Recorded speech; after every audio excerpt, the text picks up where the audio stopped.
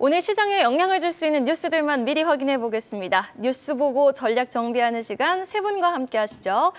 야천투자연구소 남인호 소장 그리고 LNS홀딩스 김선영 대표는 잠시 후에 만나보고요. 유한타증권 장시영 차장과 함께 하겠습니다. 어서 오세요. 네, 안녕하세요.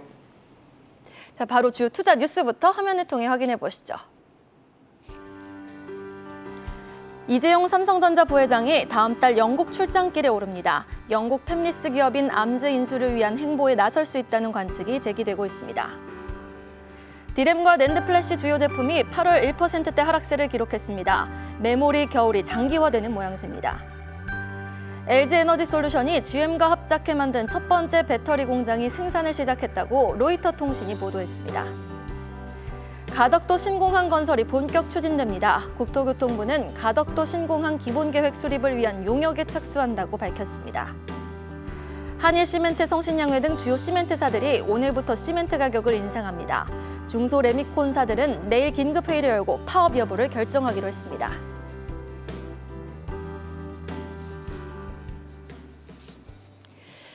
자, 우리 시장 이번 주 잘 버텨주고 있습니다. 헌데 주도주 중심의 빠른 순환매라는 부분, 또 가는 종목, 계속 잘 가는 시장이라는 부분은 좀 주목해 보셔야 될 것 같은데요. 자, 그래서 첫 번째 이슈, 방산으로 꼽아봤습니다. 자, 지금 폴란드에서 터져주더니 그 이후로 아주 빵빵 터져주고 있는데 지금 하나 디펜스 장갑차가 호주 쪽에서도 수출이 기대되고 있다고요, 나 소장님? 네, 그렇습니다. 제가 오늘 우리 시청자 여러분께 방산이 왜 중요한가, 방산으로 하여금 우리 대한민국이 얻을 수 있는 이익 네 가지를 정리해서 말씀드리겠습니다. 첫 번째가요, 말 그대로 방위 산업입니다. 우리 국가, 대한민국을 침략하려는 국가에 반할 수 있는 그런 무기를 만드는 것입니다. 이것이 1번 유리한 점이고요. 2번이 뭘까요? 그렇습니다. 경제적 효과가 굉장히 큽니다. 벌써 지금 예선님 말씀 주셨습니다만 이번에 또 호주의 레드백이라는 우리 보병 군인들을 차로 이동시키는 거, 사실 군대에 갔다 오시면 아시지만 하루 종일 걸어봤자 한 30km, 40km 걷습니다. 그런데 이 레드백 장갑차에 딱 싣고 1시간만 가면 60km 가버립니다. 그러니까 훨씬 더 기동성이 커지는 거죠. 두 번째는 그런 경제 효과가 엄청 크다는 것입니다. 다음 세 번째는 무엇이냐? 바로 이런 방위 산업이 대부분 첨단 기술이라는 겁니다. 앞으로 전 세계 자동차계를 휘어잡을 자율주행차 혹은 이제 하늘을 나르는 드론, 이런 게 모든 게 다 방위 산업과 연결되어 있다는 것이죠. 첨단 기술 면에서 매우 긍정적이고요. 마지막 네 번째가 궁금하실 겁니다. 그렇죠. 우리 대한민국 메이드 인 코리아 방위 산업 물건을 가져간 국가들과 우리가 어떨까요? 인도네시아, 폴란드, 또 곧 호주, 이집트, 이런 국가는요, 저희가 당연히 혈맹 관계가 됩니다. 왜 한국과 미국을 혈맹이라고 합니까? 무기 체계가 같거든요. 저는 뭐 M16, 세계에서 제일 좋은 소총이라고 생각합니다. M16을 미군하고 똑같은 걸 사용했어요. 지금 이제 한국군 좀 바뀌었다고 그러는데요.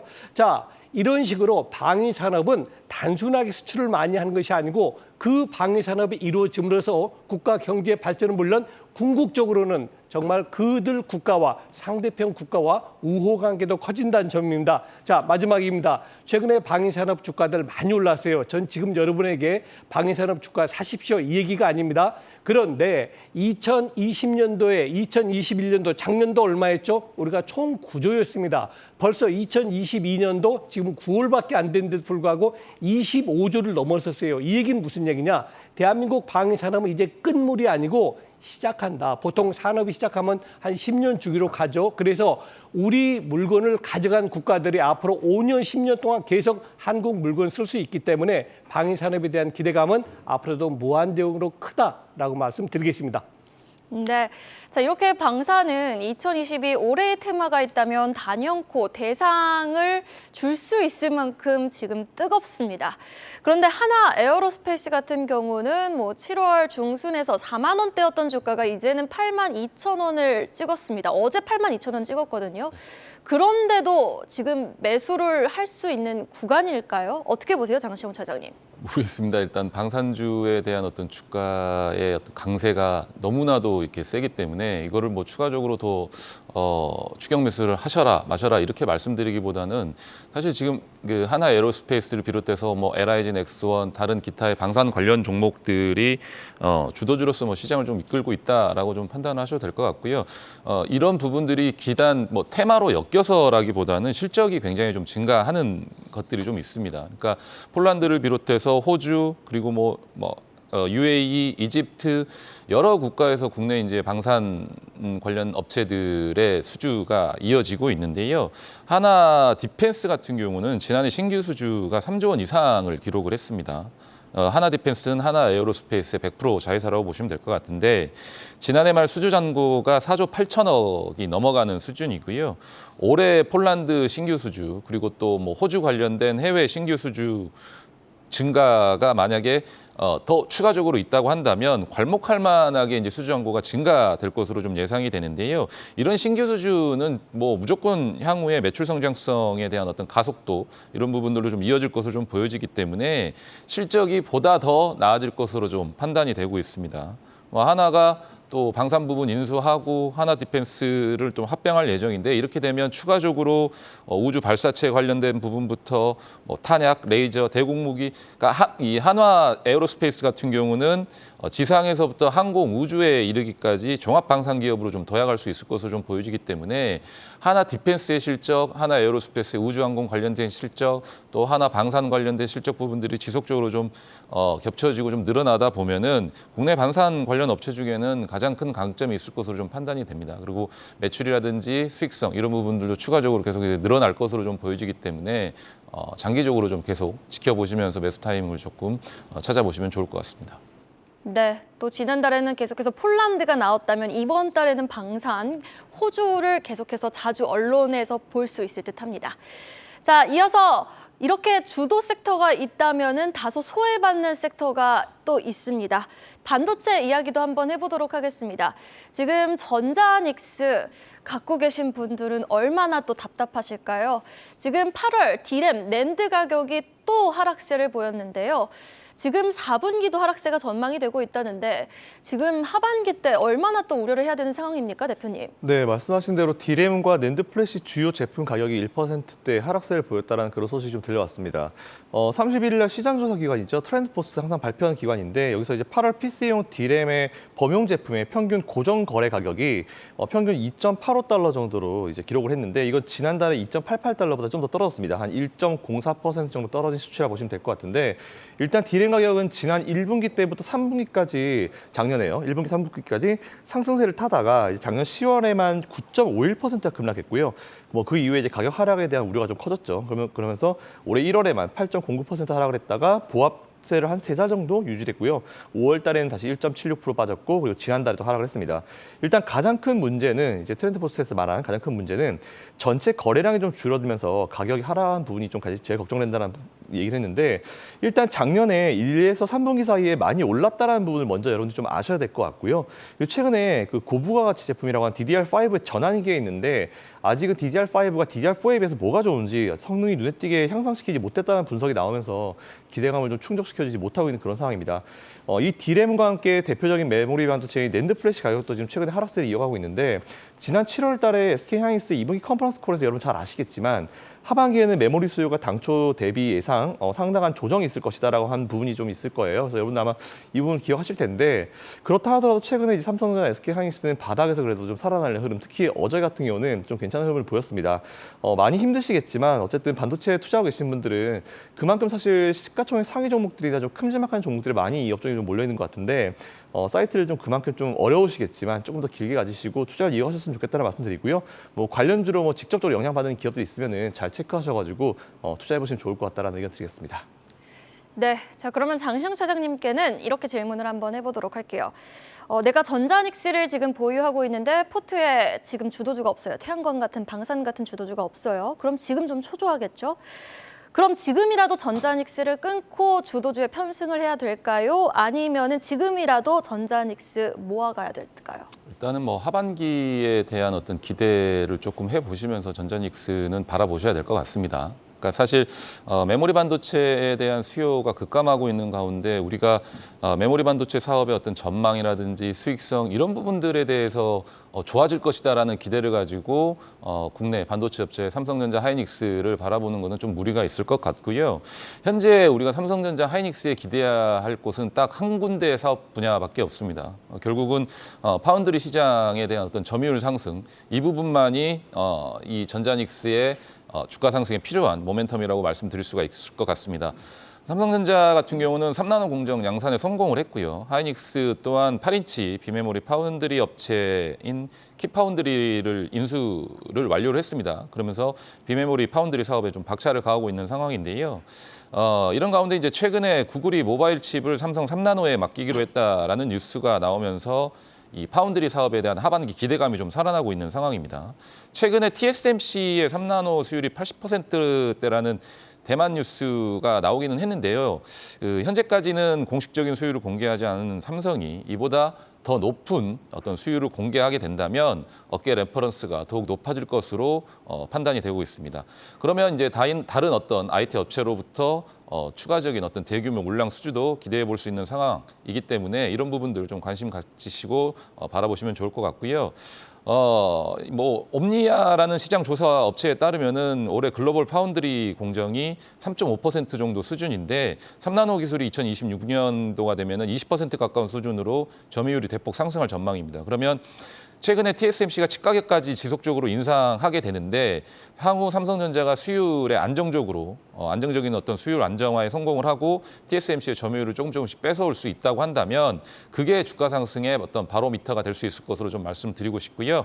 따라서 당장의 디램 가격의 움직임이라든지 메모리 반도체의 어떤 수급 이런 부분들을 고민하지 마시고 향후에 파운드리 사업에 대한 어떤 이 성장 가시성이라든지 이런 부분들이 보이는지에 좀 주목을 하시면서 장기적인 관점을 생각을 하신다면 올해 연말 이후 내년까지 장기적인 관점을 생각하신다면 지금 사실 전자닉스 같은 경우는 좀 매력적인 가격대이지 않을까라고 좀 말씀을 드리고 싶습니다.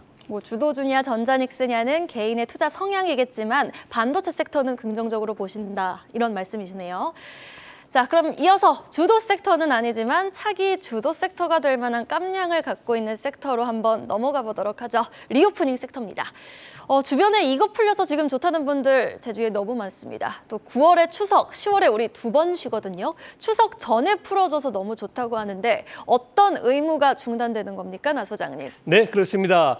드디어 정부가 결단을 내렸습니다. 물론 우리 대한민국이 제로 코로나는 아직은 아닙니다. 하루에 몇만 명씩 신규 환자가 나오고 하니까 제로는 아닙니다만 그래도 그보다 더 큰 효과가 있다면 결단을 내려야 되겠다 해서 드디어는 PCR 검사, 다시 말해서 우리가 어디로 갈 때 음성인가 양성인가 체크하고 그 나라에 들어가야 되는데 그 사전 검사를 폐지한 겁니다. 그럼에도 불구하고 들어와서는 다시 또 음성 양성 검사를 받기는 받아야 됩니다. 자, 이제 어떤 효과가 있을까요? 사실상 9월 3일 0시니까는 오늘 미국 뉴욕에서 출발하시는 분은 검사 없이 들어올 수 있다 그 뜻이죠. 자, 가장 큰 건 일단 항공이 되겠습니다. 운송업체, 대한항공이라든가 진에어, TA항공, 제주항공 이런 운송업체 관심 가지셔야 될 것 같고요. 두 번째는 여행이죠. 하나투어, 모두투어, 노란상 등등 여행업종은 그만큼 효과를 많이 볼 수밖에 없겠죠. 그다음에 우리 한국 들어와서 뭐 하실까요? 여행도 하고 관광도 하시겠지만 또 뭐 하죠? 그렇죠. 파라다이스라든가 GKL 같은 그런 카지노도 가실 겁니다. 말 그대로 굴뚝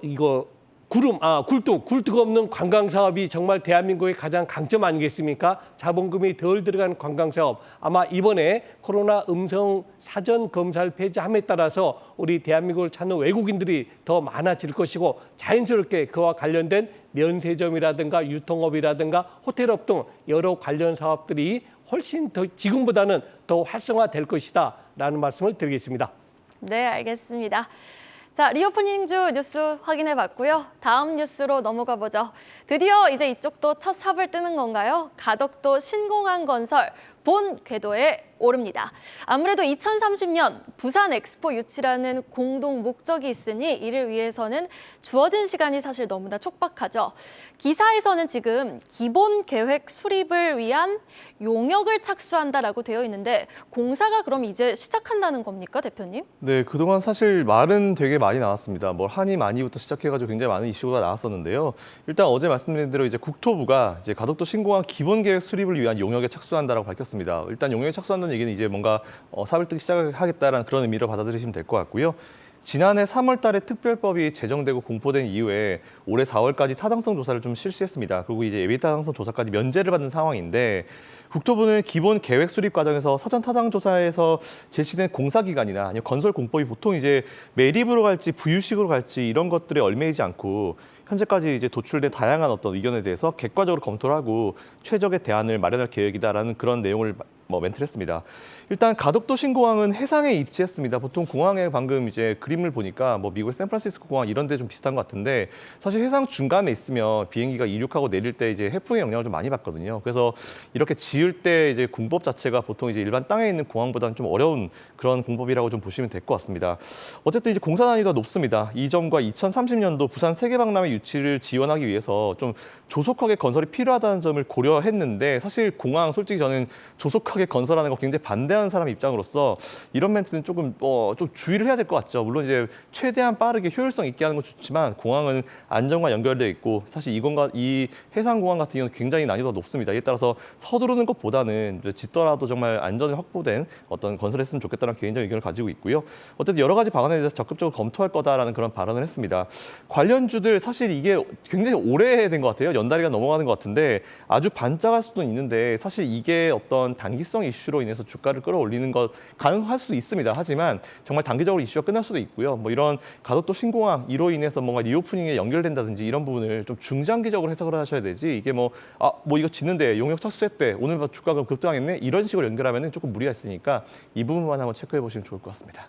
네, 좀 중장기적으로 리오프닝까지 확장을 해서 바라보자라고 의견을 주셨고 장시영 차장님은 관련 이슈에서 어떤 종목 좀 바라보고 계세요? 근데 저는 이제 건설 업종에 대한 어떤 분위기를 조금 파악할 수가 있을 것 같아요. 그러니까 뭐 최근에 금리 인상 기조에 따라서 뭐 국내 주택 산업 관련된 부분들이 좀 부진하면서 건설주에 대해서 살짝은 부정적인 의견들이 좀 많았는데 뭐 최근 들어서 공안이라든지 도로, 항만, 뭐 광급공사 수주나 또는 해외 플랜트 관련된 수주들 이런 가능성이 좀 지속적으로 늘어나면서 건설주에 대해서 때 아닌 훈풍이 좀 불어오고 있는 것 같습니다. 그러면서 투자자들의 어떤 시각도 조금씩 달라지고 있는 것 같은데요.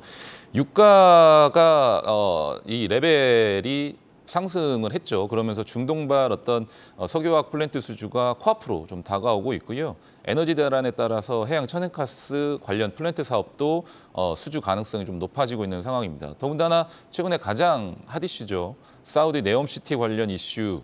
이런 부분들까지 하반기에 굵직한 모멘텀들이 좀 기다리고 있는 상황이라서 건설주들은 아무래도 조금씩 긍정적인 어떤 시각으로 좀 바라보시면 어떨까 하는 좀 말씀을 드리고 싶고 종목 같은 경우는 삼성 엔지니어링 같은 경우는 이미 석유화학 플랜트 관련 수주 잔고가 좀 늘어나고 있는 상황이고요.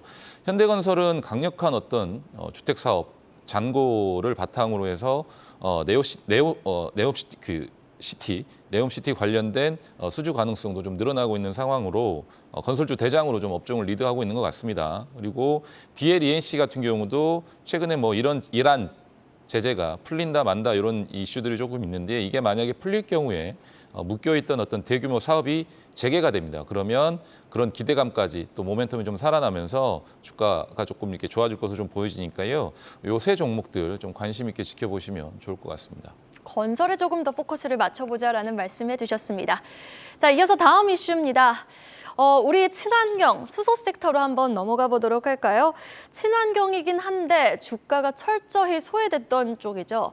사실 수소가 조용했던 데에는 현대차 영향이 컸습니다. 제네시스 수소차 개발 중단하고 아이오닉 시리즈 같은 전기차에 좀 주목을 하면서 자연스럽게 현대차는 수소차라는 이미지도 좀 사그라졌는데 그런데 현대차 아예 수소를 놓았던 게 아니네요, 소장님. 그렇습니다.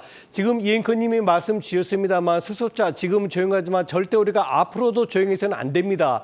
자, 우리 시청자분 모두 아시겠습니다만 전기차는 누가 세계 1위죠? 미국의 테슬라가 1위입니다. 우리 현대가 그 뒤를 쫓아가는 입장입니다. 그런데 수소차는 아직 그렇지 않습니다. 수소가 뭡니까? H2O의 H2 아닙니까? 어찌 보면은 유정이 있어야지 기름을 캐고 가스전이 있어야지 LNG를 캐는데 수소는 다릅니다. 말 그대로 물만 있고 H2O만 있으면은 무한대의 자원을 얻을 수 있는 그런 좋은 재료 중에 하나입니다. 물론 아직까지 우리가 연료를 쓸 수 있는 수소를 만드는데 그 비용이 일반 가솔린보다 크기 때문에 아직까지 수소차가 적극화되지 않았지만 저는 현대에서 절대 이 수소차의 그 어떤 키를 놓지 않으리라고 봅니다. 왜? 이 전기차 그 다음은 뭘까요? 저는 이미 전기차 다음은 수소차다라는 것은 거의 명약관한 사실이고요. 기술력이라든가 여러 가지 인프라가 지금 대한민국이 세계에서 수소 관련해서는 거의 탑 수준에 와 있습니다. 수소는 그냥 수소만 만들어가지고 쓰는 게 아닙니다. 먼저 생산해야 되죠. 저장해야 되죠. 운송해야 되죠. 그걸 활용해야 됩니다. 이런 수소 밸류체인에 있어서 대한민국은 포스코라든가 SK라든가 두산이라든가 한화라든가 정말 많은 기업군들이 이 수소에 관심도 있고 지금 투자도 했습니다. 그래서 저는 어제 나왔던 그 컨퍼런스에서 우리 한덕수 총리도 이런 얘기 하셨네요. 수소 관련된 산업에 대해서는 특별히 좀 더 규제도 많이 완화하고 세제 혜택도 주겠다는데 이것이 바로 민간 기업과 정부의 합작이 아닌가. 저는 그래서 뭐잖아. 글쎄 제가 볼 때는 앞으로 5년 내로는 우리 서울 시내, 부산 시내 수소차도 이제 활성화하게 다닐 수 있다라고 말씀드리겠습니다. 네, 이렇게 뭐 민간 기업도 그렇고 정부 쪽에서도 힘을 실어주는 섹터가 분명히 수소거든요. 맞아요. 근데 수소 관련주들의 랠리를 그렇게 시원하게 봤던 경우는 없었던 것 같아요. 수소 랠리 한번 기대해봐도 좋을까요? 뭐 최근에 사실은 이제 에너지 대란으로 인해서 천연가스 관련된 종목들이 뭐 랠리를 펼쳤고요. 뭐 태양광, 풍력, 원전 이런 종목들 역시도 다시 한번 조금 기대감이 좀 살아나고 있는 상황입니다. 이제 뭐 수소까지도 이어지는 것 같습니다.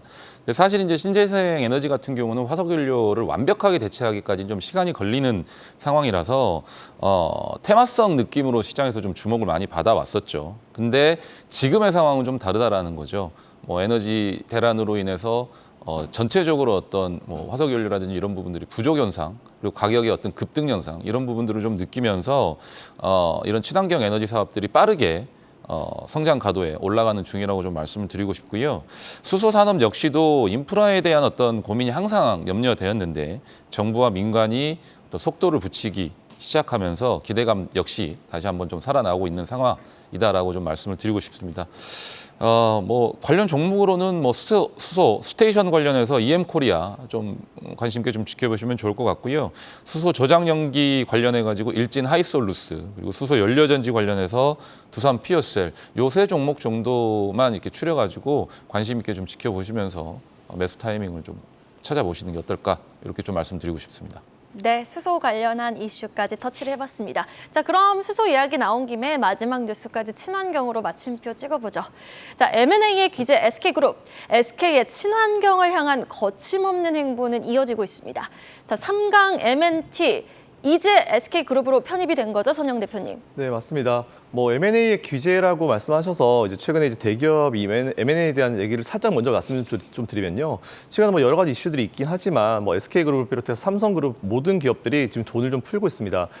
새로운 어떤 먹거리를 위해서 많은 것들을 지금 M&A를 하기 위해서 찾고 있는 그런 상황이고요. 전문가 영입까지 굉장히 많이 하는 상황이고 사실 M&A 시장에서 바라보는 지금 우리나라 아니면 전 세계 시장을 봤을 때 일반적으로 M&A를 할 때는 이제 어떤 기업을 인수하게 됩니다. 그랬을 때 예전의 사례를 들어봤을 때 보통 이제 본 기업의 자기 기업의 주가가 높은 경우에 어떤 기업을 인수하고 나서 자기의 회사 주식을 보통 지급을 하는데요. 그럴 때는 보통 이제 주가가 높은 수준일 때 그렇게 주식으로 지급합니다.